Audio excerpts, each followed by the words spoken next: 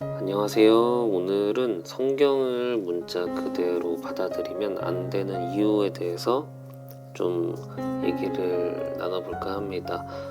하나님을 믿는 신앙심이 너무 깊다 보면은 요게 성경 그렇게 하나하나를 그대로 받아들이는 경우들이 있어요. 실제로 미국에서 이제 목회자들 대상으로 2014년도에 설문조사를 했더니 28%가 성경은 하나님의 실제 말씀이고 문자를 그대로 받아들여야 된다라고 하더라고요. 28%. 거의 뭐 3분의 1 정도까지는 안 되지만 꽤 많이 그렇게 생각하죠. 그리고 47%는 절반 정도 되는 사람들은 이제 성경은 하나님의 영감을 받은 말씀이지만 성경에 있는 모든 내용을 문자 그대로 받아들여야 하는 건 아니다 이렇게 보고 있고, 21%는 이 성경이란 건 결국 이제 인간이 기록한 거고 비유나 뭐 전설, 역사, 뭐 도덕 계율이 담긴 어떤 고대의 책이다 이 정도로 바라보고 있어요. 목회자들 다들 이제 기독교 신앙심이 있는데, 그러니까 대부분의 사람들은 문자 그대로 받진 않아요. 68%가. 근데 28%는 문자 그대로 받습니다.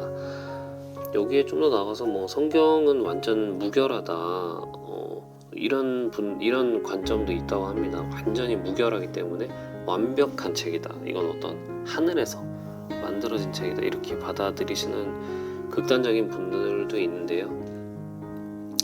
저는 그럴 필요까지는 없다고 봅니다. 오히려 그것이 잘못된 거고요. 뭐 이런 걸 뭐라고 그래야 되나, 뭐 원리주의 이렇게 갈 수도 있어요. 완전히 그냥 그대로 생각하는 거. 근데 이 생각해보면 여기 읽다 보면요, 예수부터요 이 어려운 진리를 쉽게 설명하려고 비유법을 사용을 했습니다. 예시를 들고 비유 가정을 하고, 그렇기 때문에 이거 성경을 문자 그대로 받는 거는 좀 너무 과하다라는 생각이 듭니다. 예수가 나는 목자다 이러거든요. 나는 목자다 이렇게 하는데 그거를 자기 직업 그대로 해석하면 안 되겠죠.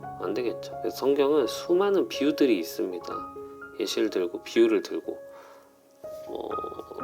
뭐 사람들을 이렇게 포도나무다 이렇게 하는데 진짜 사람을 포도나무라고 부은 건 아니잖아요. 그러니까. 그리고 이게 원문이 영어가 아닙니다. 영어가 아니고 아람어라고 그쪽 지방에서 쓰는 고대의 또 언어이고요. 이게 히브리어로 번역되기도 했고 영어로 라틴 계열 언어로 번역되었고요. 그리고 그 다음에 또 한글로 번역되었습니다. 한글도 또 하나로 번역된 게 아니고 여러 번 거치죠. 영어도 마찬가지고요. 그러니까 계속 수차례 번역을 거친 책이기 때문에 이거를 그대로 받긴 무리가 있고, 또 원문 자체도 어찌 보면 사람들의 좀 입에서 입으로 전해져 내려오는 내용들이 담겨 있는 거고요. 성경은 이제 고대의 어떤 문학적 표현이 많을 수밖에 없는 태생적으로 그런 책입니다. 여기 이제 아브라함, 이스라엘의 조상인 아브라함, 굉장히 초창기에 나오는 인물인데 아브라함 나이가 900살 막 이렇게 된다고 이렇게 막 계산을 하는데 그럴 수가 없죠. 그걸 그렇게 막 하면 안 되죠. 막 900살, 막 800살, 뭐 130살, 150살. 지금도 그렇게 사는 사람이 정말 흔치 않은데 옛날에는 병원도 없고 한데 하물며 그게 가능했겠습니다. 일단 기본적으로 기생충 약을 안 먹었죠. 그리고 냉장고가 없었죠. 치과도 없었고요. 그러니까 인간 수명이 굉장히 짧았습니다. 고생도 많이 했고. 그래서 이게 성경이란 게 진짜로 인격을 가진 어떤 신이 하늘에서 번개가 치면서 쓴 그런 책이 아니기 때문에 요거는 필기구로 쓴 책이죠. 그러니까 그런 책은 아니고, 물론 그 내용이나 말씀이나 진리 이거는 굉장히 배울 만한 가치가 있다 치지만 성경이란 책 자체는 그렇다라는 겁니다. 창세기에 이제 처음에 보면 하나님이 이제 빛이 있으라 하면서 세상이 만들어지지 않습니까?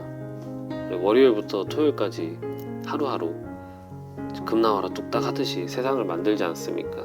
그리고 또 빚어가지고 남자 만들고 거기다 후 하니까 이제 갑자기 사람으로 살아났다라고 하는 거, 이거를 정말 문장 그대로 받아가지고 영화의 무슨 한 장면처럼 하면은 안 될 것 같아요. 제가 볼 때는 안 될 것 같습니다. 그렇게 믿으시는 분들도 있는데 그건 아닐 것 같고요.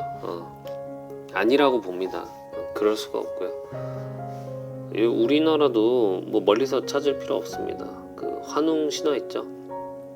여러분들 곰이 동굴에서 100일 동안 마늘과 쑥을 먹고 사람이 되었다, 이거를 정말 그렇게 받아들이시는 분은 없잖아요. 없잖아요. 이렇게 받으면 안 되잖아요. 그대로 믿으면 안 되잖아요. 이건 저는 비유적인 표현이라고 봅니다. 이렇게 곰을 믿는 부족이 있고요. 옛날에는 애니미즘이라고 이제 동물 막 이제 신격화해서 믿으니까, 그죠? 인도도 뭐 소 믿듯이. 그러니까 곰을 모시는 부족이 있고, 단군이 주축이 된 어떤 부족이 있고, 호랑이를 또 모시는 부족이, 이렇게 세 부족이 있었는데, 곰을 모시는 부족과 단군을 따르는 이 부족이, 단군이 이끄는 부족이 서로 연합을 해서 호랑이 부족을 밀어내지 않았겠나. 저는 그냥 그거의 비유적인 표현이라고 봅니다.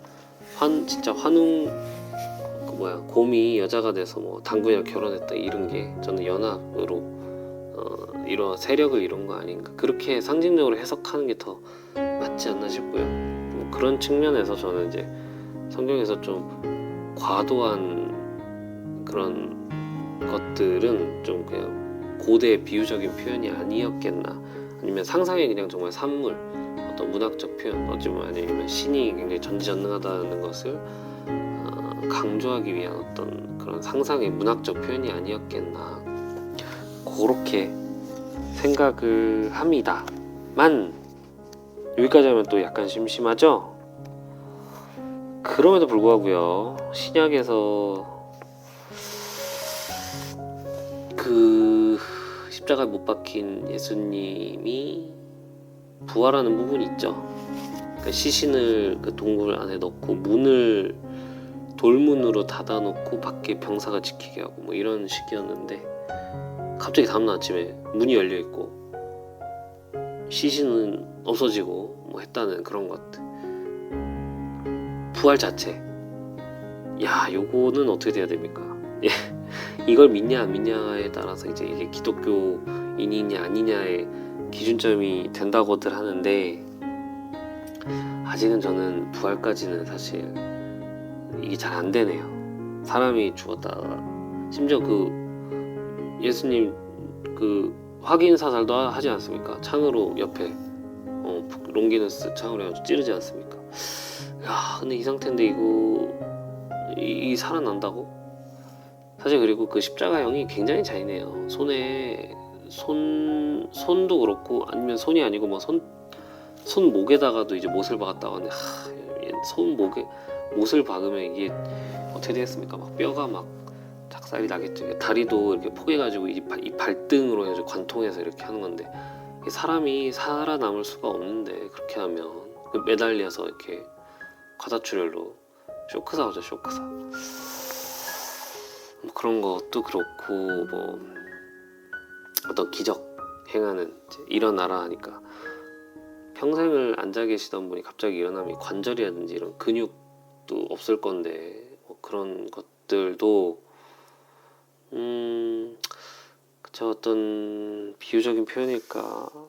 비유적인 표현이겠죠? 아무튼 그렇습니다. 제 생각은 일단은 다시 처음으로 돌아와서 문자 그대로 받아들이는 거는 안 되고요. 안 된다. 그 속에 담긴 내용을 봐야 된다 라는 거고요. 부활은 저는 아직 무신론자라 아직 믿음이 없어서 그런지 부활은 아직 이게 잘 안 되네요. 안 되네요. 받아들여지지가 않네요. 아무튼 그렇습니다. 네, 오늘도 여기까지 주절주절 해봤고요. 네, 오늘 좋은 하루 잘 마무리하시고 내일도 좋은 하루 되시길 바랍니다. 안녕, 끝.